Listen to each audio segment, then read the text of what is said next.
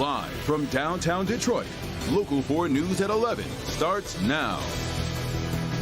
Shots fired at a River Rouge apartment complex with a 6-year-old girl playing outside, caught in the crossfire.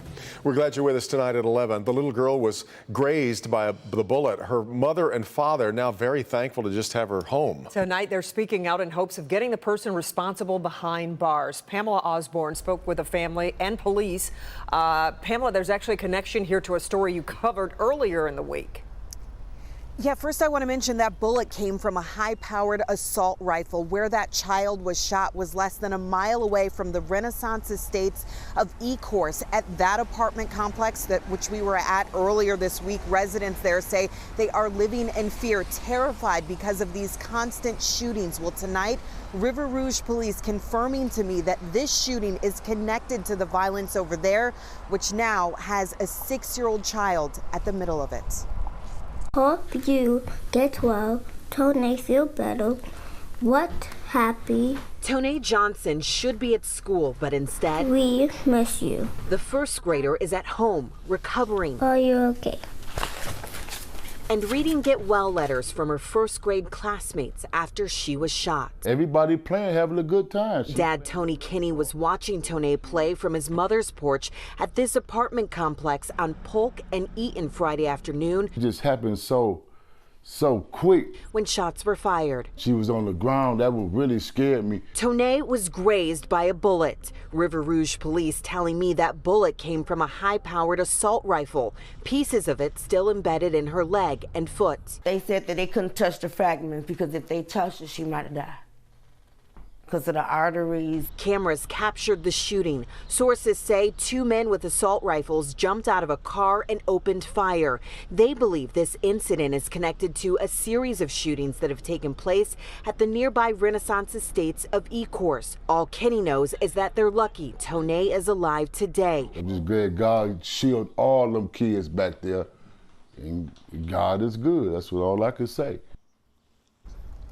And police have not yet released a picture or description of that vehicle. They say they're still working leads in this case. They are also working with other downriver police departments to try to get a handle on this surge of violence. We know from our earlier reporting that Michigan State Police are going to be involved in trying to find a solution here to all these shootings that are going on. Meanwhile, this family, Tone's family, they are begging people to come forward with information. Police say that would really help them too.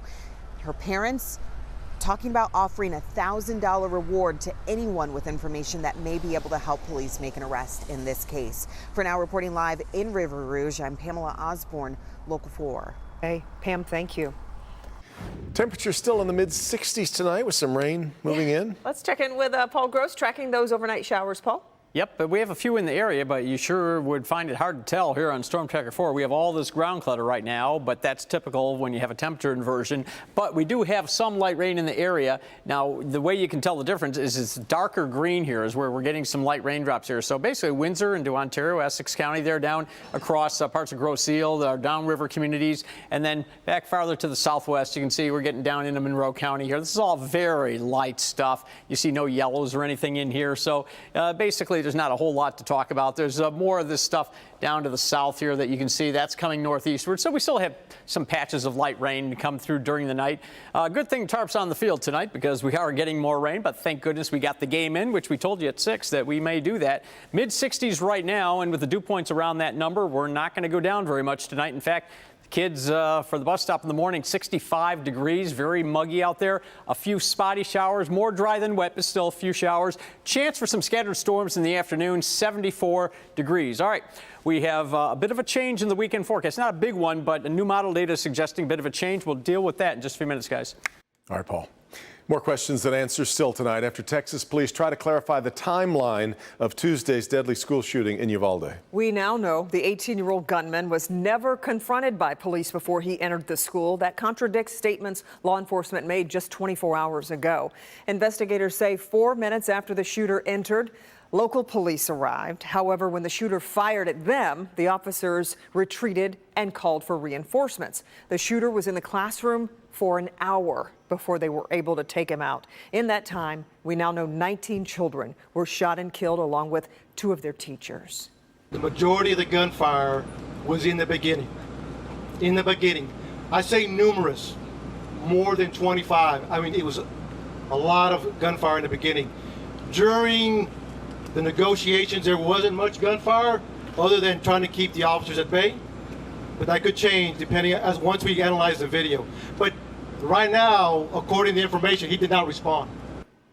Meanwhile, President Biden and the First Lady will travel to Uvalde Sunday. They will be meeting with the families of victims, as well as speaking with community and religious leaders. And in wake of that shooting, today hundreds of students at Oxford High School walked out of class to show their support for Uvalde. You can see they formed this first an O for Oxford, then a U for Uvalde on their football field.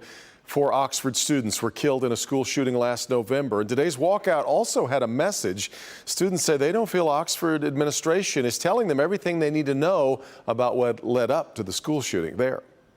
The fact that a lot of people at our school feel like things aren't being done enough for the school, you know, I mean, I think they're making an effort, but I feel like people want more. More like security guards, more like just feel safe all around. Like you want to feel safe all the time. The walkout was part of a national effort by Students Demand Action, which is a group calling for changes in gun laws. New at 11, the FBI agents accused of botching the investigation into Larry Nassar will not be charged. The Justice Department announcing charges will not be filed against the 2 agents after reviewing the case for now a 3rd time. According to the Inspector General's report in the case, the FBI agents were first alerted about the sex abuse in 2015, but failed to open a formal investigation or inform federal or state authorities in Michigan. Nassar was finally arrested in November of 2016 during an investigation by Michigan State University police. Neither agent is with the FBI now. One was fired, the other retired. Now to the shakeup in the race for governor. 5 Republican candidates now officially thrown off the ballot. That's half the field. And those candidates include James Craig, Perry Johnson, Donna Brandenburg, Michael Markey, and Mike Brown. Mara McDonald live downtown tonight. At least 2 of those candidates, Mara, are going to still try one more legal challenge here. Devin, that's right. And as one attorney explained it to me tonight, this is the legal equivalent of a Hail Mary pass. Let me show you. What everybody agrees on, there are thousands of fraudulent signatures across 10 campaigns gathered by the same paid signature gatherers. This was not a mistake. These circulators knew they were doing this. They did this deliberately.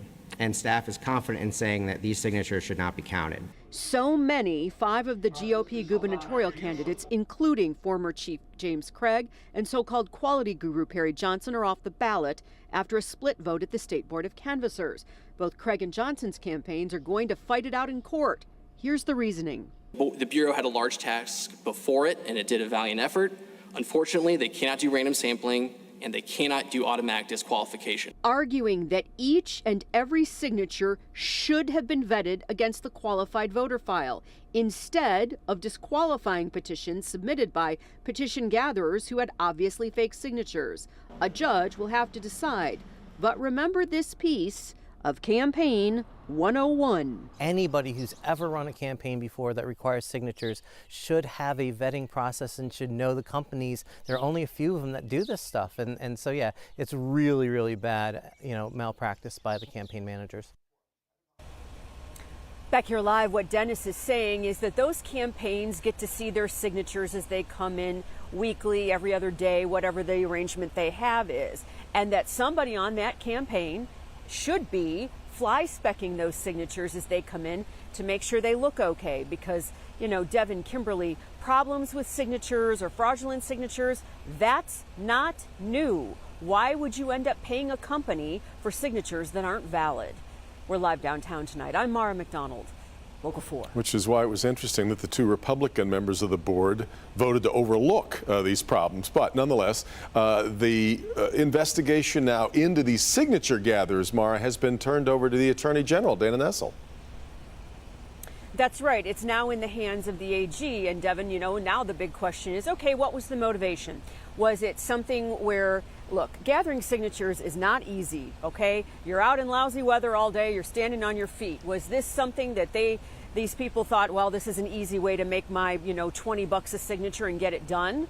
or was there something more sinister at play here? AG's going to have to figure it out. Yeah, you got it. All right, Mara.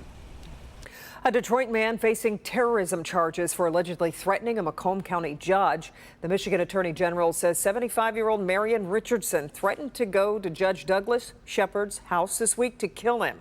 Shepard is a district court judge in Shelby Township. The AG says Richardson made the threat over the phone. His arraignment is set for tomorrow morning. Michigan Senate today passing a package of bills that would pause the state's gas tax this summer. The pause would run from June 15th through September 15th. Republican lawmakers said the bills would lower the cost of a gallon of gasoline by about 50 cents.